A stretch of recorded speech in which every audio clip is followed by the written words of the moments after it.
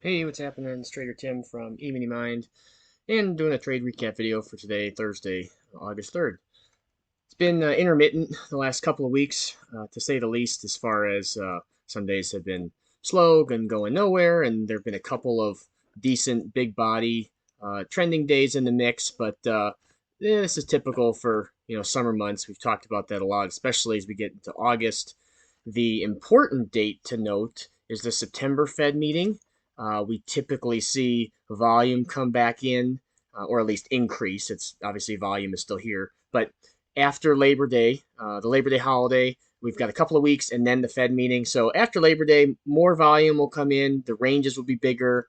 We're beginning of August, but we're already a couple of these bigger gap downs that we've had, and a couple big body candles are just a little bit reminiscent of what we would typically see in the spring and fall. So um, be on the lookout for that.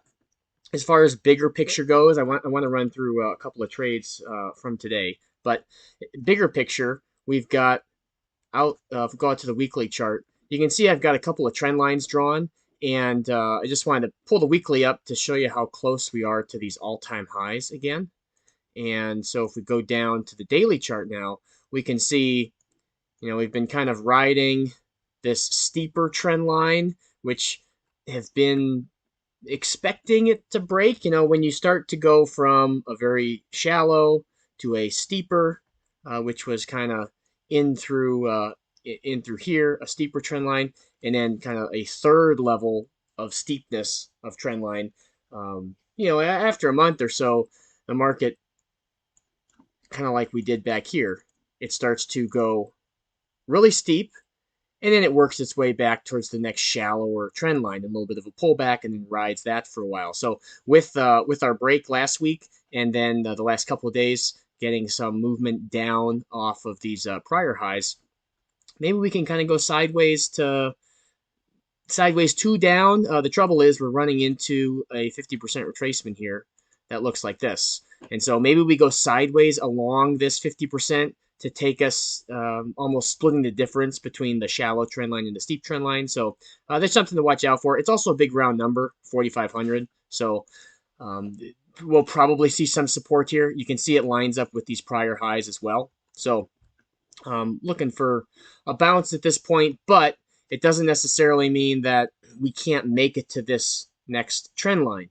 If we bounce, or if we just kind of go sideways along this support level, we could make it here, and that might take 2 weeks. So keeping my eye on that. As far as unfilled gaps go, now we have a couple above us, and then we just filled this one today from back here. So pretty evenly split as far as a couple above us and a couple below us. So those levels tend to be, especially when we gap or get a bigger trending day going, those end up being some good targets you can use. And going back to our fib, you can see that halfway back I've got drawn 4,500. But let's go to today and go to intraday. The 15-minute was kind of a fake out to the upside, then a fake out to the downside, and then now we're trading back up. And we got a little time left in the day here, but this would be the full halfway back for the day. Kind of lines up with the top of the 30-minute range. So if you're trading to close, you obviously have more data to go off of in trading the open. And when you get these bigger halfway backs that encompass the low of the day to the high, or vice versa, it's nice when they kind of line up with that 30-minute high or the 30-minute low, because you get some more support or potential support there. So in the morning, though, you can see our 30-minute high and low marked, and we kind of poked above and then poked below, and then really spent most of the morning inside of the 30-minute range. Right off the bat, though, about 15 minutes in, there was a nice double bottom with a hammer, and it also coincided with a low tick at that point. And so it was 6:56, so basically 16 minutes after the bell. Nice double bottom. Hammer was a buy, one tick above highs. You can actually use the prior hammer to start, set your order there. And then since the next candle, also a hammer, it went lower than the low of this first little hammer, then you just move your entry down to the next candle. So that candle was about 3.5 points, but you can see how quickly when the next candle forms, you're going to be taking your stop from underneath this hammer. That's your initial stop, and moving it up underneath the next candle's low as soon as it forms. Well, since these are 1 minute bars, the candle's going to form in less than 1 minute. So you're moving your stop from down here up to here within like 30, 40 seconds of getting in the trade. So that's the great thing about the 1 minute. You can cut your risk down super, super quickly. And then just by trailing each candle as the market goes up, you wouldn't really trail this candle because it's an inside bar. Even this one here, you can just leave your stop alone down back here. But once you have a candle that makes a high above the prior candle, or the breakout candle, then you can just keep moving your stop up. And so this one went from down here up to this little inverted hammer, and that was a 10-point move. And that was a really nice, within 10 minutes. So really, I would consider that a fast trade and a very low risk trade. And you're tightening your stop and you're in profitable territory, locked in very quickly. I chose not to reverse this trade and do a short underneath this inverted hammer because we had news at the top of the hour, factory orders and ISM services and a couple other things. So we were kind of getting inside that 5-minute mark to the top of the hour, so I didn't bother doing that. But once we got through that news, it wasn't a huge spike or anything like that, but it's just nice to get that to settle out. And we had a retracement, and that was here. So we came up and we made a new high just after the top of the hour. And then we came down and we broke this swing low. So we broke the swing low as well as the 61.8 of the next retracement. And so drawing the counter trend short, because the trend for that last 20 minutes was up, and drawing up the counter trend short, that lined up perfectly with the top of the 30-minute range. And so when that happens, and when we've fallen back into the 30-minute range, we have a good chance of going to the bottom of the 30-minute range. And for those that were in the room on Tuesday, that we caught a super good trade just like this, right at the top of the range, ripped down, and that one was also a good 10-pointer.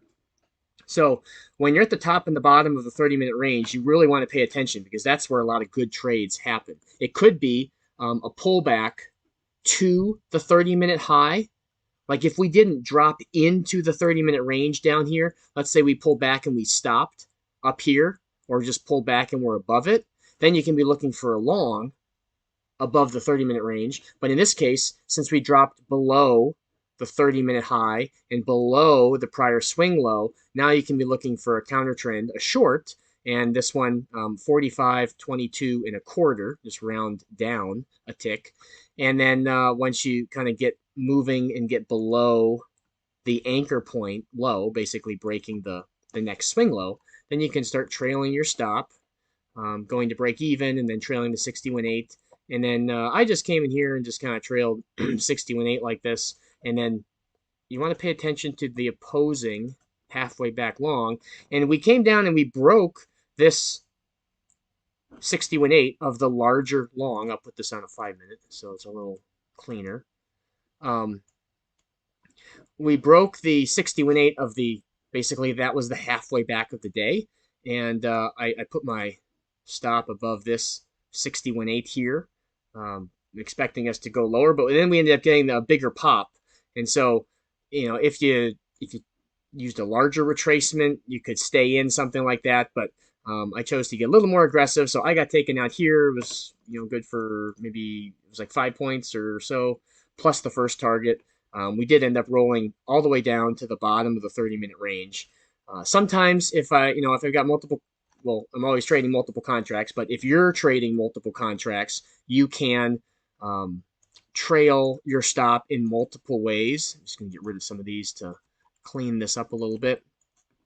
And so you could, let's say you've got 3 contracts and you took one off at a 3-point first target, and then you got aggressive with the second contract, the trail stop, and you put it above this 61.8, and then you kept the third one and you put its stop above, this 45.20 as a little more conservative stop.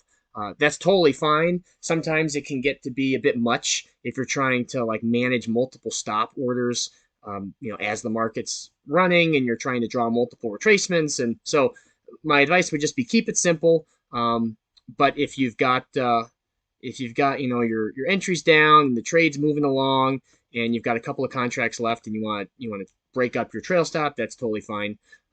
Sometimes you got to cancel all the orders and then put them in as single orders, because if you've got 6 contracts and you have one stop and it just says stop order of 6 contracts at X price, you can't break it up without deleting it and putting it back on. So then you can sometimes make mistakes if you're trying to rush and do things really quickly. So simple is best in trading and pretty much in life. So we'll leave it at that. If you have questions, you can drop them in the comments below or pop over to our Discord or shoot me an email. I hope you have a great weekend, and I'll talk to you soon.